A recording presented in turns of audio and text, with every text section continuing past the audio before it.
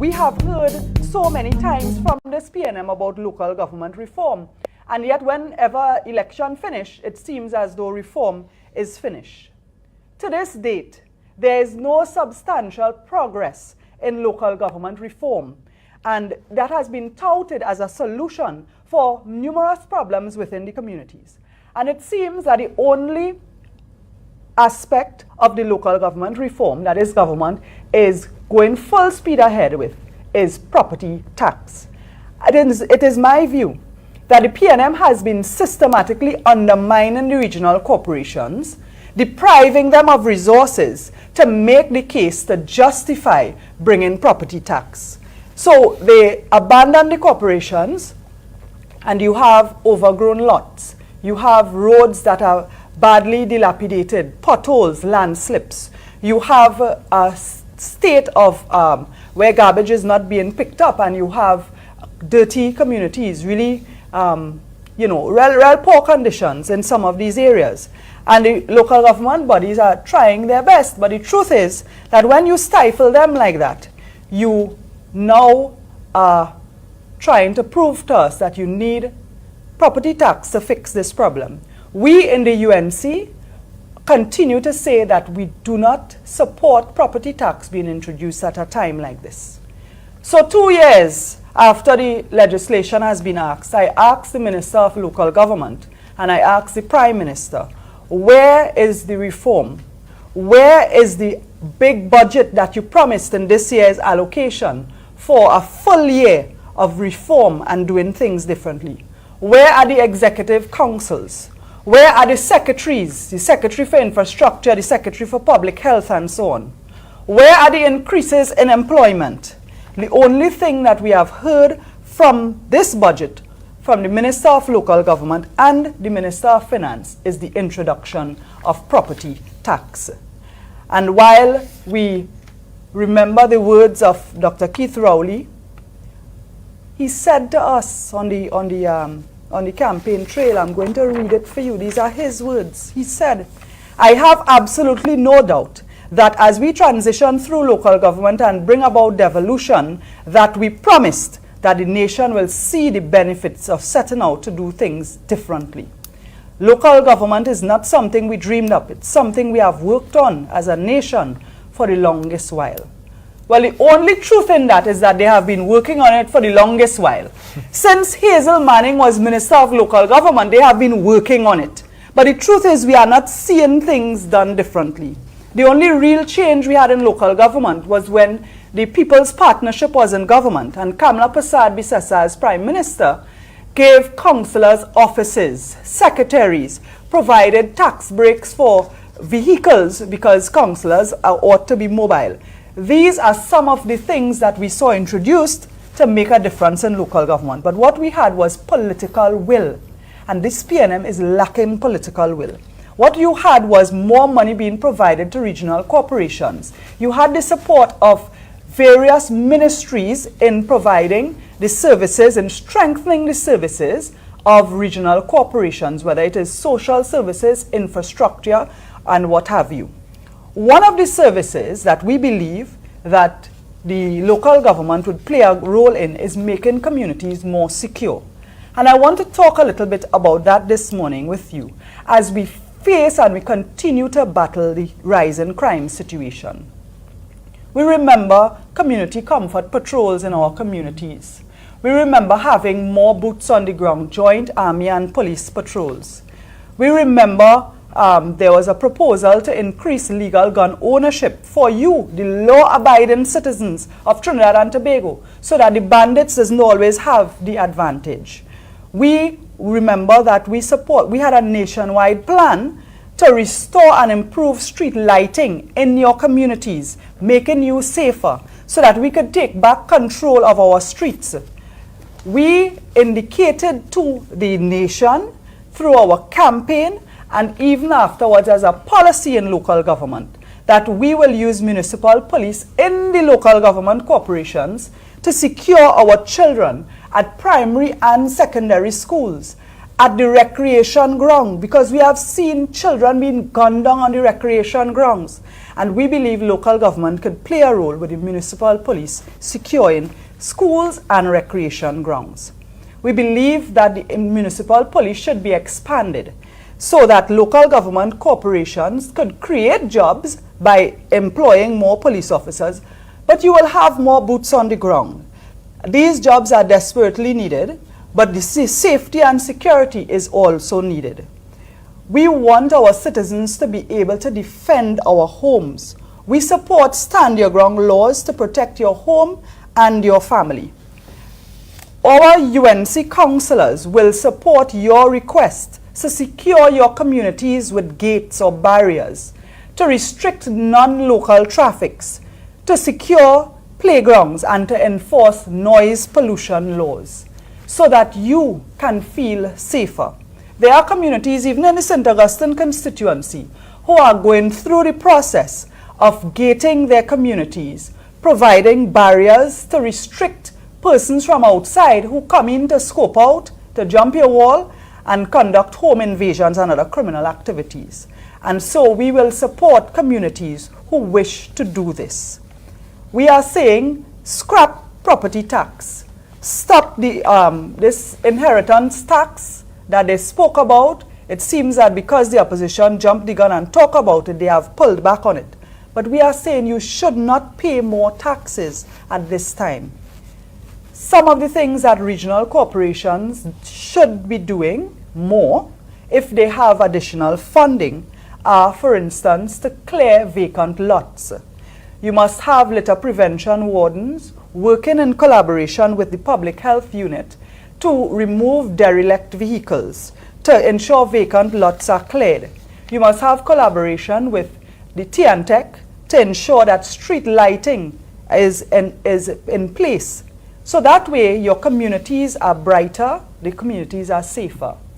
There's something called the broken window theory, where when you see neglect in a community, you are more likely to invite negative elements. So when what we have now is overgrown bushes on the side of the road, recreation grounds being poorly maintained, vacant lots growing up with bush. You have mini dumps, dumping sites all over the place. You have potholes and dilapidated road conditions. And so if the regional corporations get the support to improve communities by clearing vacant lots, working to get streetlights well operational, clearing the roads, making the communities bright, you will encourage positive activity, a sense of community pride. You will encourage NGOs and sporting organizations to have activities on their recreation grounds because the recreation grounds will be safer. And we are saying that local government play a role in making communities safer. What we have now is Dr. Keith Rowley, as Prime Minister of this country, chastising the Comfort Patrol.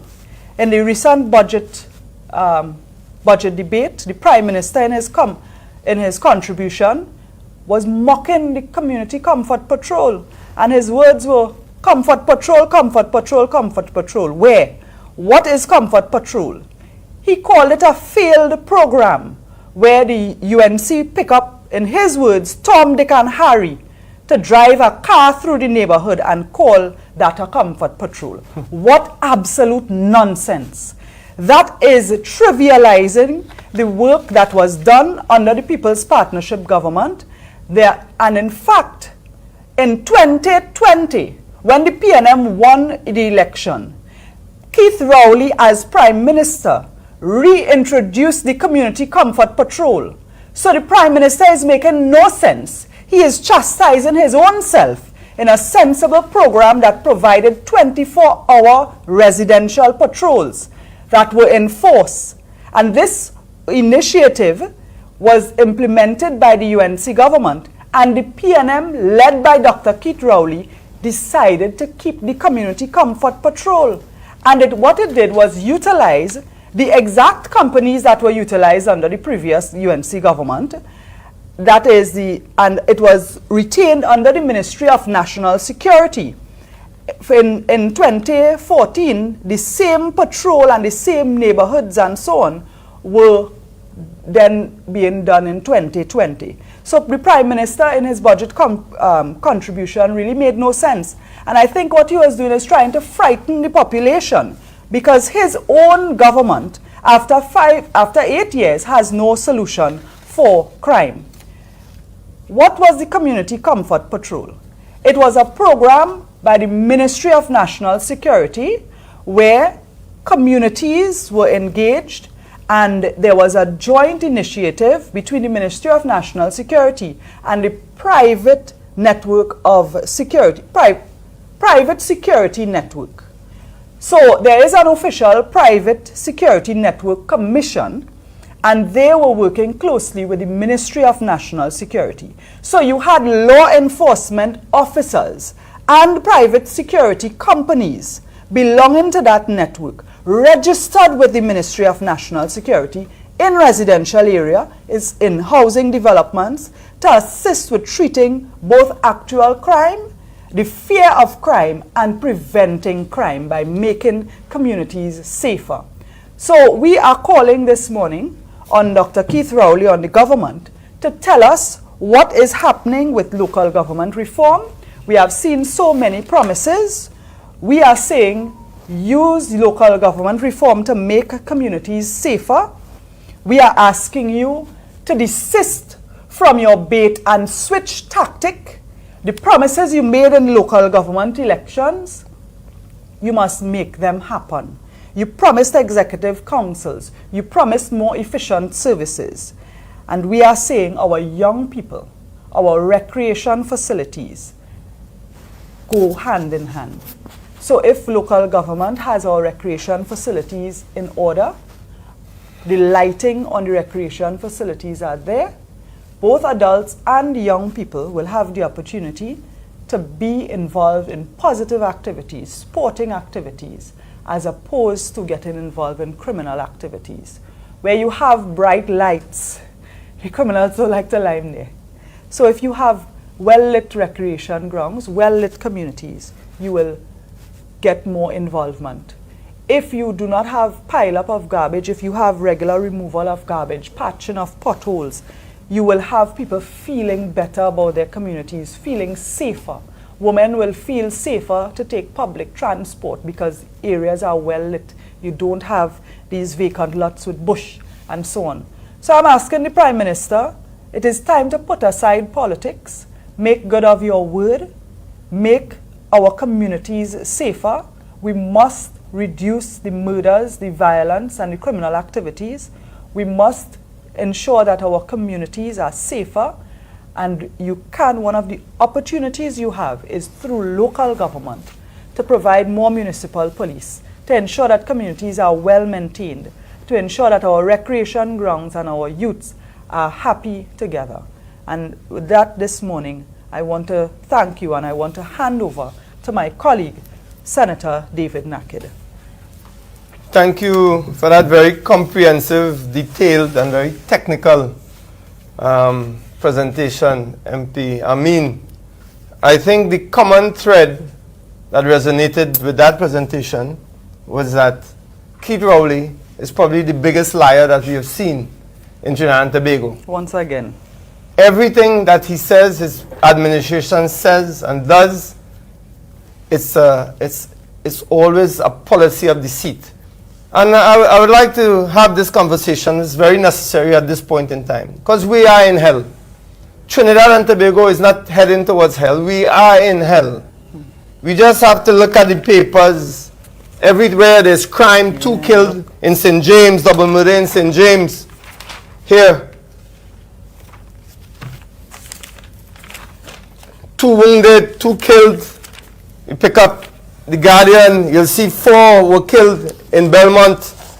Cops burnt out. You know, we are faced with a situation where we are no longer heading, as we like to say, heading towards the abyss. We are in the abyss.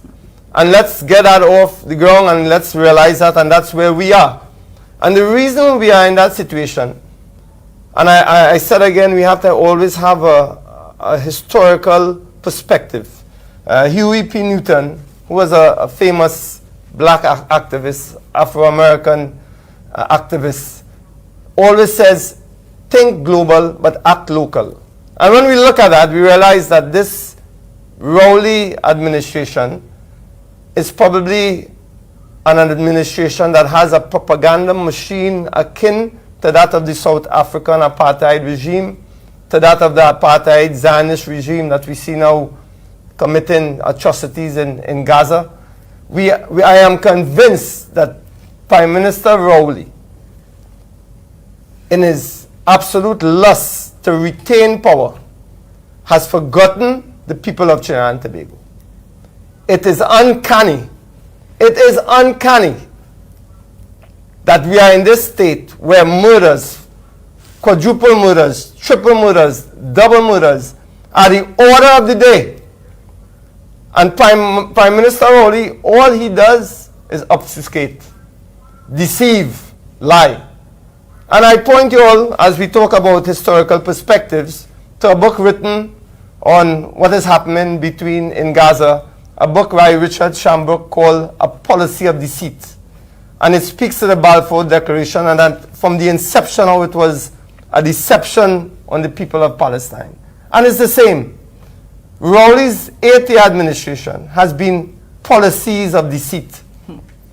When we, the opposition, the loyal opposition, has pointed out that every turn where that deceit has led us to a path of criminality, wastage, squandermania, absolute corruption, what does Rowley and his minions do? They double down on that deceit. And I'll give you some examples. Now all of a sudden, when crime is the major burning topic in Trinidad and Tobago, as I stated before, all of a sudden we had Keith Christopher Rowley come into Parliament with deception, lies about the highway to Point Forte, lies about it. We brought in Dr. Carson Charles, who spoke at length about it. We have admissions from former ministers about it. And Rowley doubled down because he feels he can do so with impunity. And as MP Amin indicated, Rowley, the problem with a lie is sometimes you forget what you lied about. We saw that when he spoke about Wendell Motley in regards to the Sandals Resort. He completely forgot that he was on that committee. And that is indicative of this government. So when we who look on at events, and that's why I liken it to what we are seeing now in the news, in the wars in Ukraine, the wars on Gaza, we are seeing with our own eyes massacres being committed, and we are hearing a narrative totally unaligned with what we are seeing. It comes back to, who do you believe, me or your lying eyes? So when Keith Christopher Rowley tells us that the economy is in order, when Coleman tells us the economy is in order, 1 billion before Christmas, and then they have to come back a few days later and admit that that is not the case. When they tell us that they're going to meet with our opposition leader, Kamla Persad-Bissessor, on crime, when everything is set up for that, until now Rowley has not allowed himself to meet. We even had Pastor Clive Dutton speaking about that yesterday. If you are concerned, as you said, as he stated, that now he's concerned, it has gone beyond the ridiculous.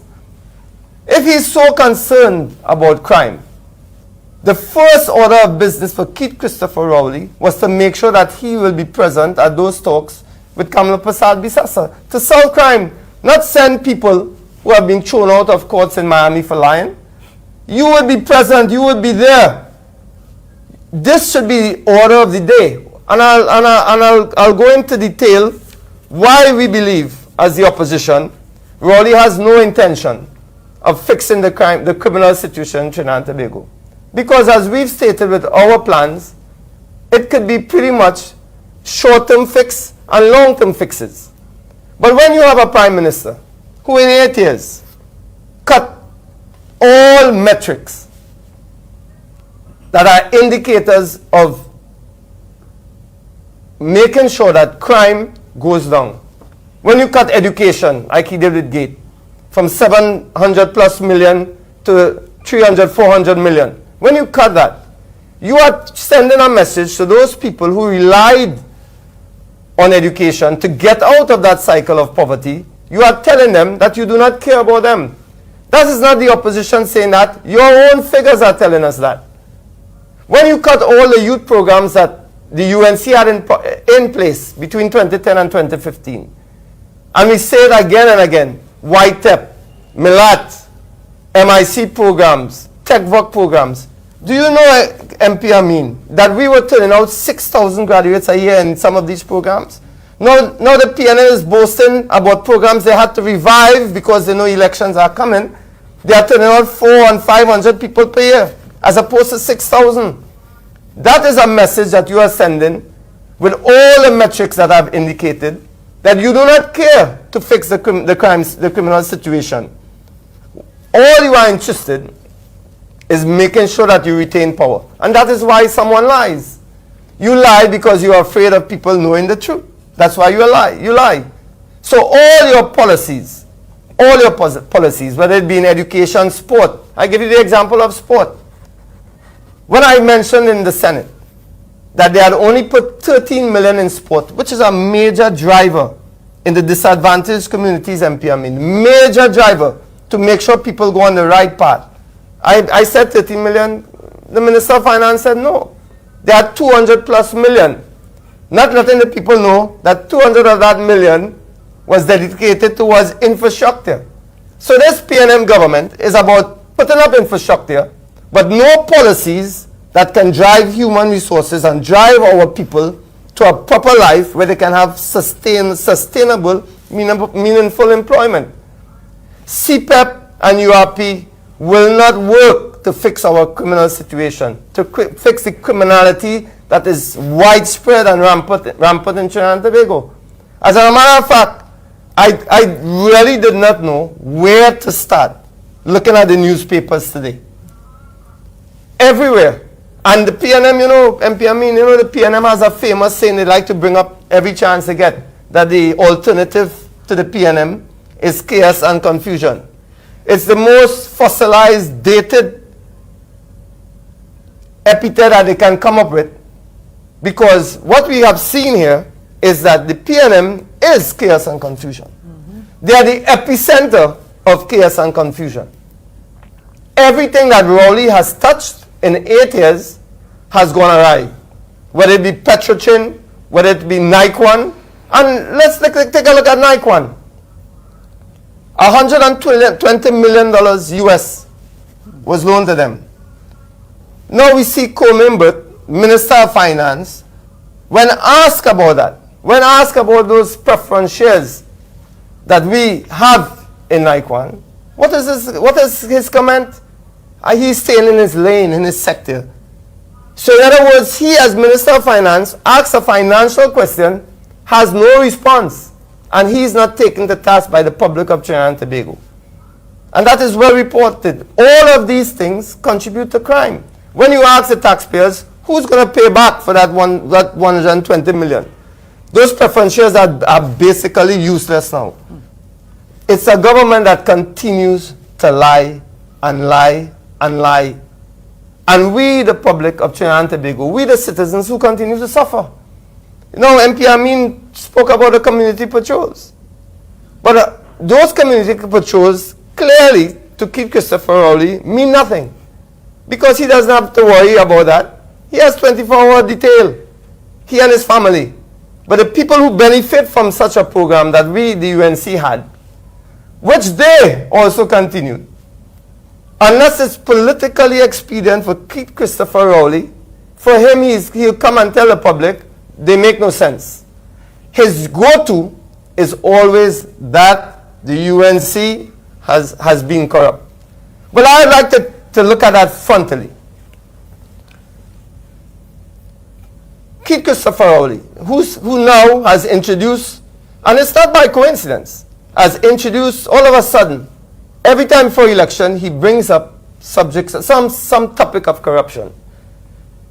11 million was spent on a so-called commission of inquiry, MP Amin, into this highway project. 11 million was spent. Do you know how many meetings were held?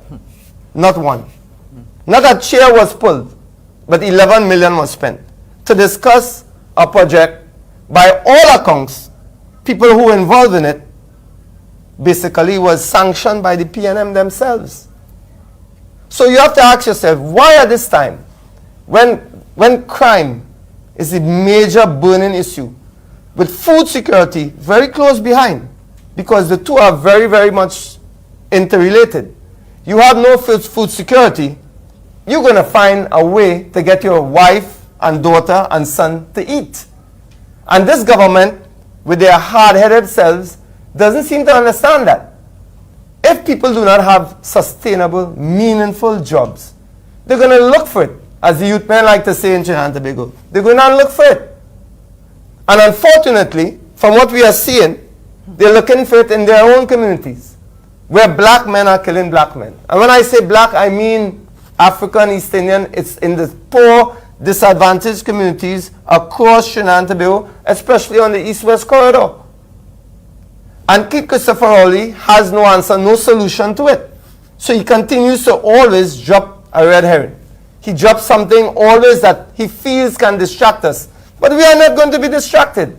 There are too many murders. I am thinking that the media should have, like they have on Al Jazeera, a count every day and the names of those who have been murdered. You cannot tell me, with over 4,300 murders taking place under Keith Christopher Rowley, he has not once addressed it in a meaningful manner, other than the normal rhetoric, political rhetoric, as MP Amin said.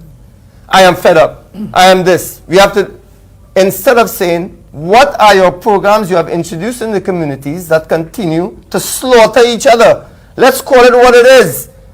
It's not normal to see in a community of Belmont young men jumping out of a car and shooting 4 men dead. I do not understand. I say it again. Have we become so immune, so numb to the tragedies that we see on television that now we cannot have it related to our own life in Trinidad and Tobago? 4 men also, everybody saw that video, MP Amin. 4 men slaughtered, young boys slaughtered. We don't know what's the reason. We don't have to know. All we can see is crime within the community. It doesn't affect Keith Christopher Rowley. He continues to play golf. He continues to tell the media in the most bullying of ways, don't come with me by that. And don't think that the people in the young men in the communities, they don't recognize and they don't see these things.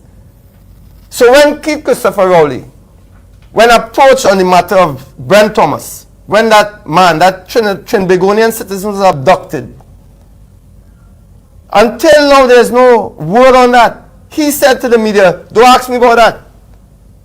So said, so done. No one asked him about that. When Nelson Gate came up, by Faris Harari's account, the Attorney General, and I'm pointing out all these things to show you where the criminality begins in the PNM government. And I'll bring it down to this, MP Amin. When you look at the papers today, you see what happened. It's not only physical safety we have to worry about in Trinidad and Tobago. We have to worry about things like this. The big TSTT leak. Do you know what happened, citizens of Trinidad and Tobago? Marvin Gonzalez, Minister of Public Utilities, when questioned on November 1st, and our MP, our Shadow Minister for Public Utilities, MP Barry Padarat, who is very present and very, you can say omnipresent in this situation. When he was questioned, MP Minister Gonzalez, on November 1st in Parliament, he lied, straight out lied. There is no way on November 1st he did not know that secretive, confidential information of our citizens, over 800,000 by all accounts, were leaked on the dark web. He came to Parliament and said, no problem. There was an attempt and that all your information is safe, which has now proven to be a lie. This is a government that continues to lie. So now everybody, before, we were thinking that we have to worry about our physical safety, people getting shut down in the road, blood on the streets. Now, because of this, everybody bottom in the road. It's not only Marvin Gonzalez bottom in the road, everybody bottom in the road. Everybody information outside there. You don't know. All of a sudden you can look in your account and your account empty. Because this government does not know how to protect and keep our citizens safe. And I want our people to know that. And we cannot keep looking at this government to keep us safe when in 8 years they have failed. So we might think, and I'll tell you something, when we look at this logically, and I want our people to really look at this logically, because this is very important. When somebody attacks, there's a cyber attack, they do that for money. It's ransom. Okay? They hold you to ransom. They do not release that information unless you have negotiated, and negotiations have failed. That's why. Why have they done this? They're looking for money. These people are professional crooks. So they would have been very much at home talking to the PNM, who are the most professional cooks that this Trinidad and Tobago has ever seen. So obviously something went awry, and they dumped all the information about our citizens. So now, as I said, everybody bottom in the road. Minister Gonzalez and the PNM now will have to come and explain to the people of Trinidad and Tobago, why did Minister Gonzalez lie in the parliament when questioned about this? And MP Pararat put out a brilliant statement today talking about at the Joint Select Committee. He spoke about it. It's right here. And he said, the Princeton MPs further stated that TSTT must treat this matter with a sense of urgency to protect customers, and they cannot bury their heads in the sands. I'm paraphrasing. He called the government, who is a majority shareholder of TSTT, to provide strong leadership on this matter and ensure that international industry standards are met to stop further attacks, as well as to secure private and confidential information hosted by the service provider. Well, I would like to say to my dear colleague, MP Pararat, that to expect professional and an honest answer from this government, that on God's face we're not seeing. Or they're certainly not seeing. This government has failed again. Has failed and continue to fail. And you know, I spoke briefly to that historical perspective about how we view things. You know, and we find ourselves at this juncture, and that's why the theme of this press conference is where are we headed as a nation. And to know where we are headed, we have to know where we are. And if we take a look at where we are, we'll find ourselves almost in a surreal position, MP Amin. Because we are looking at the news and we are seeing all these reports, and I know we are saying to ourselves, but if I am there, I will not let this happen. We can see that. We know we say that to ourselves. If I am there watching these massacres on television, I will do something about it. If I am there. We always say that. We talk about when we see what happened in the Holocaust, in the Second World War, when we see other massacres that happen in Bosnia, Herzegovina, we always say that if I was there, I would have done something. But we are here in Trinidad and Tobago, and there is slaughter happening around us in the communities. Absolute slaughter. There is no other word for it. We cannot but note that if we have that slaughter taking place in our communities, and we have a government unable or unwilling to deal with that slaughter, what is the solution left for us citizens? We are the opposition, can offer solutions like our opposition leader did, our political leader did. We bring all the solutions to the table.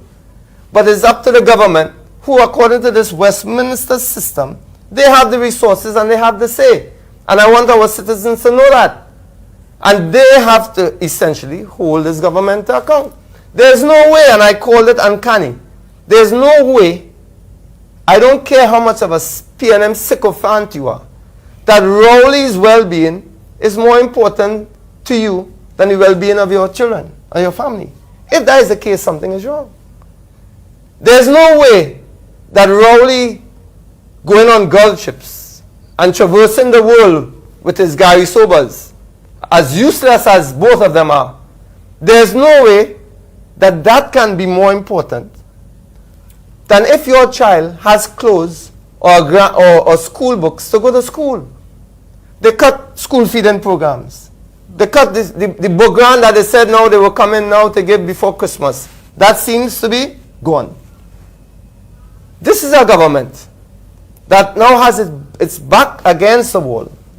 And they see the only way out of it is to continue doubling down on the lies or bringing matters up that has already been expedited. And I'll go you one more. What happened to that investigation into DSS? We all remember SRP Kate. 55 million was brought in to look at UNC political operatives. 55 million. And when you look at it logically, can SRP Kate sit down with an attorney general in England and discuss the fate of political opponents like she did here in Trinidad and Tobago? SRP Kate, 55 million, sit down with the attorney general or whoever and discuss political opponents. In England, they would never. Can she go and sit down with Rishi Sunak to discuss political opponents from the Labour Party? It will never be allowed. But she came into Trinidad and Tobago and did exactly that. Well, we, the UNC, will not allow it. We are not allowing. We'll fight back against it, and we'll call this for what it is: a political witch hunt. A political witch hunt. And all of that is what feeds into the crime. Keith Rowley seems to have no problem finding money for anything that he can find or have to go against the opposition to make sure that he retains power. No money. 55 million here, 11 million here, 120 million US for Nike One, 250 million NGC. But to find some millions to make sure we have programs in those disadvantaged communities where the slaughter continues unabated, he cannot find. To find money for school feeding programs or GATE or sporting programs, he cannot find. And I think it's time that the people of Trinidad and Tobago hold Keith Christopher Rowley to account for precisely that. And I know it seems like Groundhog Day, but it's exactly what is happening in Trinidad and Tobago. Keith Christopher Rowley has failed the people of Trinidad and Tobago. So in closing, I would like to remind the people of Trinidad and Tobago, and I leave you with an example of what happened as I refer to our historical perspective. A Palestinian Christian priest, his name is Antonius Hanana, family Hanana. You know what he said, MP Amin? He said if the Zionist apartheid regime leaves no Muslim in Palestine, I will say the Adhan, the call to prayer. A Palestinian Christian priest. He said if the Zionist apartheid regime bans the Adhan, the call to prayer, I will say the call for prayer. It shows you the solidarity that we need in Trinidad and Tobago from a global perspective. We have to be unified. We have to be together to go against a Keith Christopher Rowley regime that has oppressed the people of Trinidad and Tobago, that has made sure that our poor and disadvantaged people in the communities on the East-West corridor can never raise their head. We must hold him to account, and I ask the people of Trinidad and Tobago to join with us, the UNC, to join with Kamla Persad-Bissessar in continuing to put Keith Christopher Rowley and this band of minions, corrupt minions, in the political cemetery.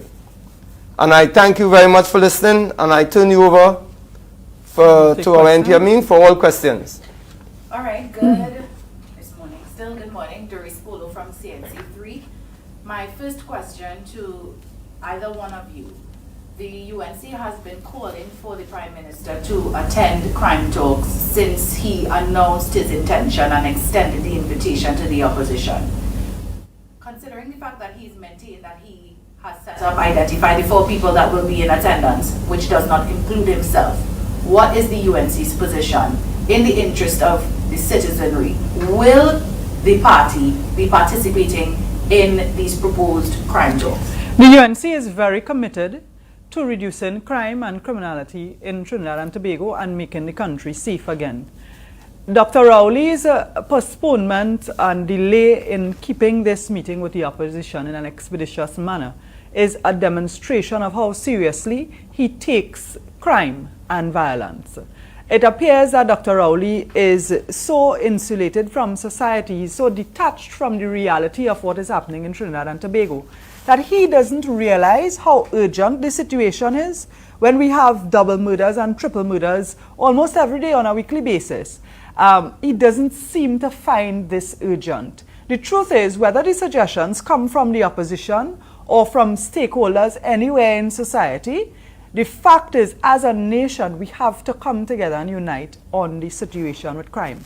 It is very clear that Dr. Keith Rowley, Fitzgerald Hines, and the PNM government does not have a handle on crime. It is very clear that they need ideas, that they need political will, and I am desperately pleading to them, wherever the ideas come from, even if it is from the opposition, the point is that the government and the opposition should unite and implement measures to reduce crime in the short term and have a medium and long-term plan to keep Trinidad and Tobago safe. So I am calling on Dr. Rowley. Is going to another country more important than keeping our citizens here safe? You are the head of the National Security Council. You as the Prime Minister, you have a duty to keep our nation safe. And so the UNC remains committed to talks on national security for the sake of a safer Trinidad and Tobago. So will we be attending the talks without the Prime Minister being part of the process? Well, sorry, go ahead. Yeah, well, the thing is, I wonder, sometimes, this is my personal opinion, but sometimes I wonder if Keith Rowley being there will really make a difference. I have not seen the political will from him to make it happen, but the thing is, the UNC is the one we have been calling on the PNM, the government, to meet with us. We have sent suggestions to them in the past. We have presented and publicized our suggestions, and we remain committed. The leader of opposition provided the information to the Prime Minister, and it is for them to send a feedback. It is not just to sit down and talk. I think what the Prime Minister owes the country is an explanation as to when he is going to put measures in place to really urgently begin the reduction in crime. I think the point is that, as MP Amin said, the Prime Minister is the head of the National Security Council. His first mandate as Prime Minister, as a government, is to ensure the safety, the security of the citizens of Trinidad and Tobago. With all the slaughter that continues around us, of our young men, our young boys, if he cannot deign to attend a meeting, what does that tell you? Well, it tells us a lot. It shows us that Keith Christopher Rowley is only concerned about making sure that the PNM remains in power. And the squandermania that we see, the wastage, the corruption that we see from them, continues. It's quite clear. I stated at the beginning of my presentation, just look at the metrics. The facts do not lie. He has no interest at all. He keeps shifting the goalposts every time he speaks on the matter. He keeps shifting the goalposts. Well, we are right there. Our political leader is committed to making sure that our citizens remain safe. She's committed to that, and she will continue to engage the government. Despite whatever way they try to run and hide, she remains committed to making sure that we engage with them. Dr. Rowley spoke about this week redoubling efforts to identify, hunt down criminals, disarm them. Then he proceeded to have high-level conversations with the heads of various arms of the national security agencies. But then we had a memo that was circulating showing that senior officers were going on leave from the police service. Does the UNC have any concerns about that? Because the TTPS, the police commissioner, did defend it. She said that officers would be burnt out because they've been working continuously for some time, and there was an assurance given that the operations of the TTPS will continue unaffected. Does the party have any concerns? We in the UNC have been talking about issues affecting the police service for quite some time. We have spoken about increasing the strength of the police force, engaging the SRPs, incorporating them into the service. We have spoken about the conditions under which police officers work. Many of them are not issued proper bulletproof vests and other protective equipment. Some of them purchase outside to protect themselves and keep them safe. We also had concerns, and when we were in government, we would have put additional $1,000 towards every police officer's salary.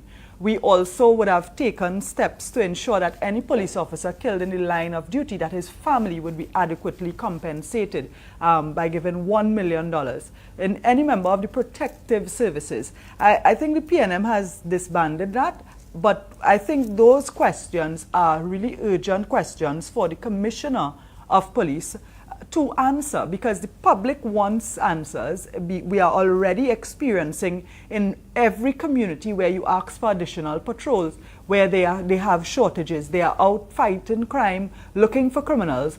It's difficult for them to continue the patrols, and they have complained about being short-staffed. And sending officers out on vacation, the person to explain that properly to our nation is the Commissioner of Police. And I am sure that she would find it in her time to give an explanation to the media, to the population. But in addition to that, there must be a longer-term solution. Your police officers are burnt out. They are facing mental health and physical health issues.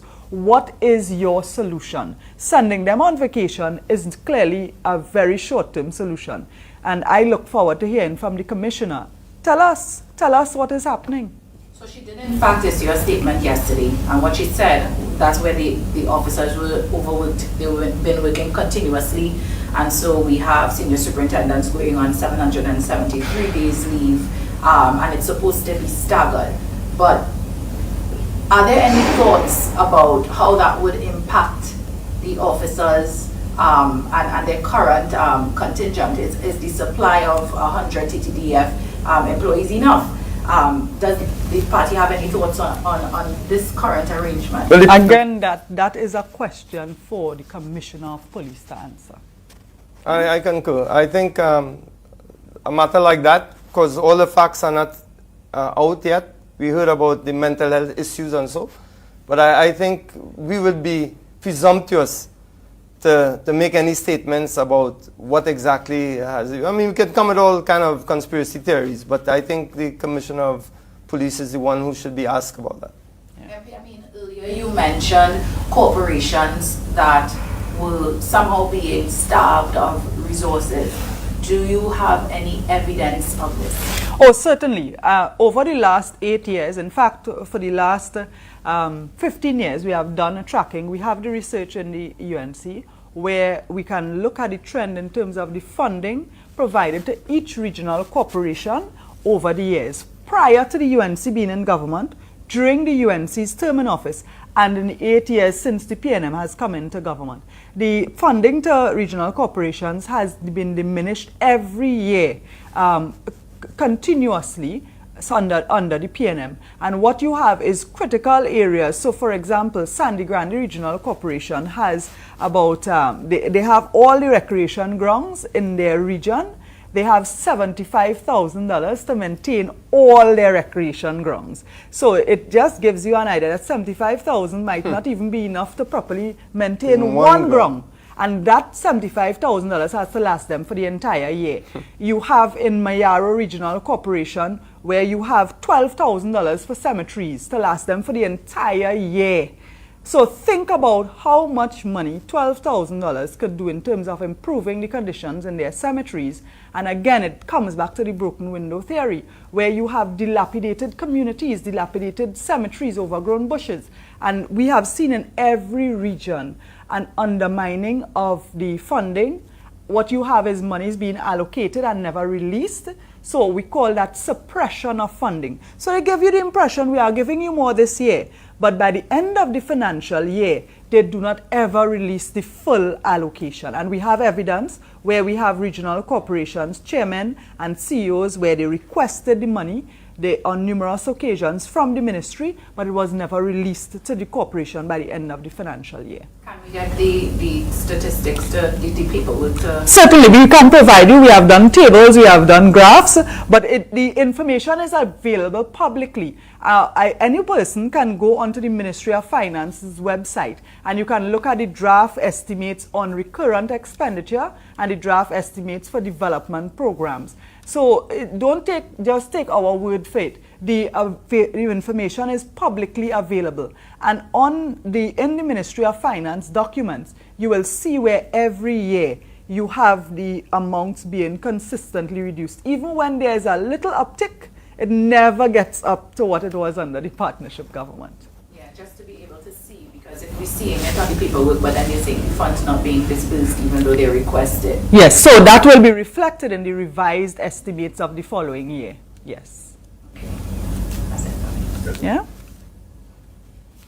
Okay, ladies and gentlemen, I want to thank you for joining us. This morning we dealt with the serious issue of crime and criminality and the PNM's failure to make our country safe.